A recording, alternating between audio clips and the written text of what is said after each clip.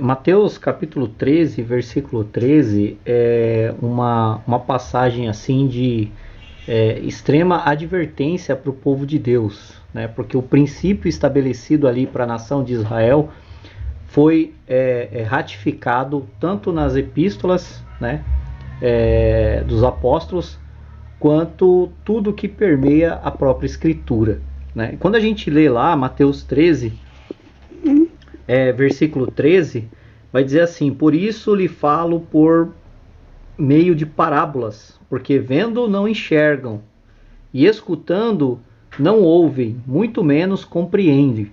No versículo 14 diz: e nele se cumpre a profecia de Isaías: ainda que continuamente estejais ouvindo, jamais entendereis, mesmo que sempre estejais vendo, nunca percebereis, porque o coração deste povo está petrificado ou endurecido, e de má vontade escutaram com os ouvidos e fecharam os seus olhos para evitar que enxerguem com os olhos e ouçam com os seus ouvidos, como compreendam com o coração e convertam-se e sejam por mim curados, né? Ou seja, o próprio Senhor Jesus, ele queria, né, a restauração daquele povo e daquelas pessoas, mas infelizmente aquelas pessoas estavam escutando e ouvindo o Senhor Jesus Cristo, mas eles estavam fazendo isso de mau grado, eles não tinham vontade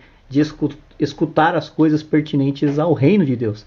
A gente percebe muito isso nas igrejas e no próprio povo de Deus, né? Coloca o povo de Deus porque são professantes, eles vão até uma igreja, se intitulam evangélicos, mas eles não gostam de ouvir a palavra de Deus, eles não gostam de ouvir as verdades bíblicas, né? Estão iguaizinhos àquela multidão, estão iguaizinhos àquelas pessoas que iam até Jesus, mas não com o propósito de conhecer o reino de Deus, a revelação de Deus, ter mais comunhão com Deus e absorver as suas verdades. Não, eles estavam ali simplesmente para ter as coisas do mundo, né? Para ter as coisas materiais. Não que Jesus não se importasse com isso. Jesus curou muitas pessoas, Jesus restabeleceu a saúde física e mental de multidões e multidões.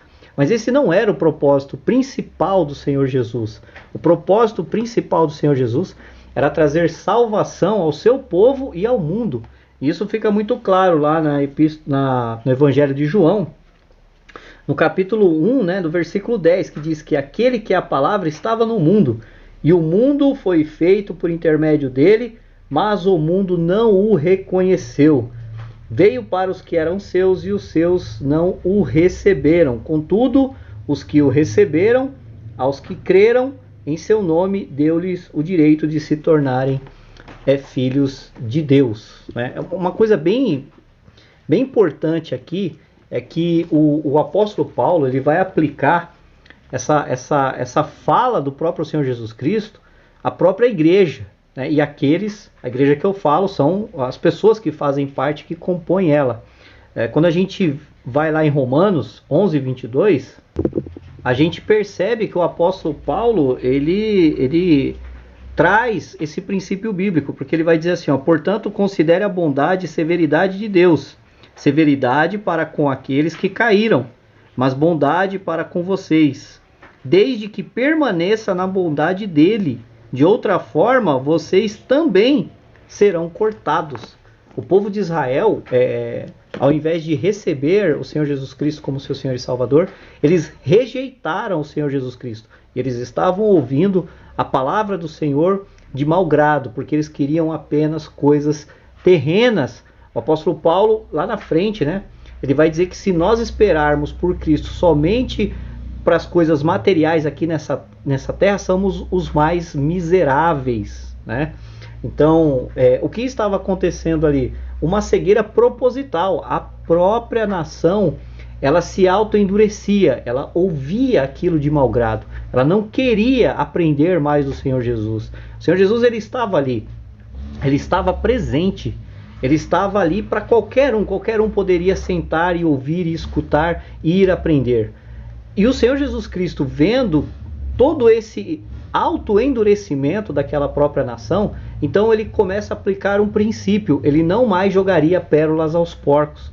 O Senhor Jesus Cristo fez isso em algumas cidades, quando recebia ele de mau grado ou não queria ele simplesmente deixou de ir e amaldiçoou aquelas cidades, né? O apóstolo Paulo, aqui em Romanos 11, do versículo 22, ele vai dizer que se nós não permanecermos, também seremos cortados, assim como aqueles que eram os ramos naturais também foram cortados.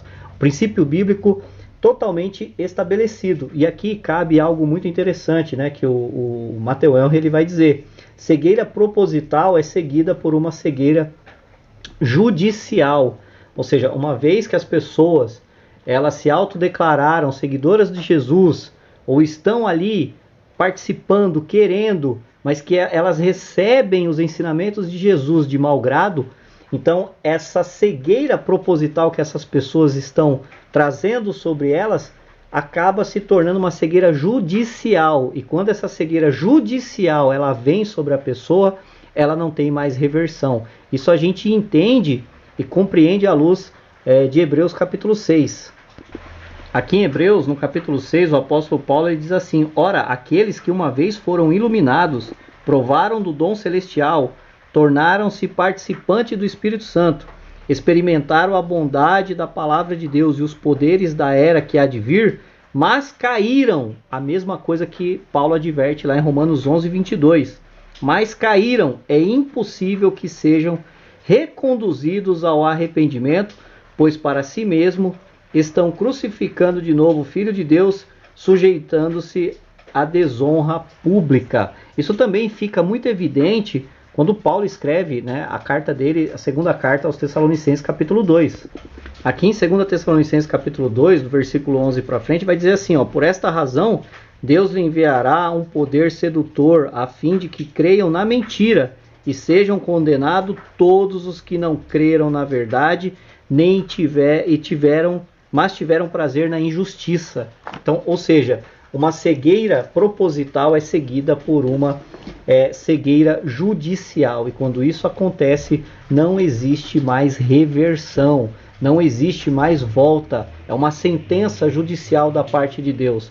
Ou seja, essas pessoas rejeitaram a graça, rejeitaram o amor de Deus, rejeitaram a luz que podia iluminar as trevas e tirar essas pessoas dessas condições, né? Então, aqui em Mateus, no capítulo 13, versículo 13, o Senhor Jesus Cristo ele está limpando, né, aquelas pessoas que estavam ao redor dele. O Senhor Jesus Cristo entende que o propósito e a vinda dele é para libertar os cativos e aquelas pessoas que realmente querem ter uma comunhão maior com o Senhor Jesus. E ele começa a usar a sua própria palavra para fazer essa separação. Por isso que nós vemos muitas pessoas hoje que vão na igreja, professam ser cristão, mas elas recebem de mau grado a palavra de Deus, elas recebem de mau grado as instruções das Escrituras, elas não se submetem à palavra de Deus, porque elas não têm compromisso com Deus. Estas pessoas não gostam de aprender a palavra de Deus e de se envolver com a palavra do Senhor. Estas vem sobre elas essa cegueira judicial, porque elas se auto-endureceram. Elas se auto-endureceram e não querem mais ouvir a verdade, mas só querem dizer que estão praticando. Assim como aquela multidão. A multidão, a Bíblia diz que seguia o Senhor Jesus, mas não queria ter compromisso com o Senhor Jesus. Seguia o Senhor Jesus, mas o próprio Senhor dizia que eles recebiam a palavra do Senhor de mau grado.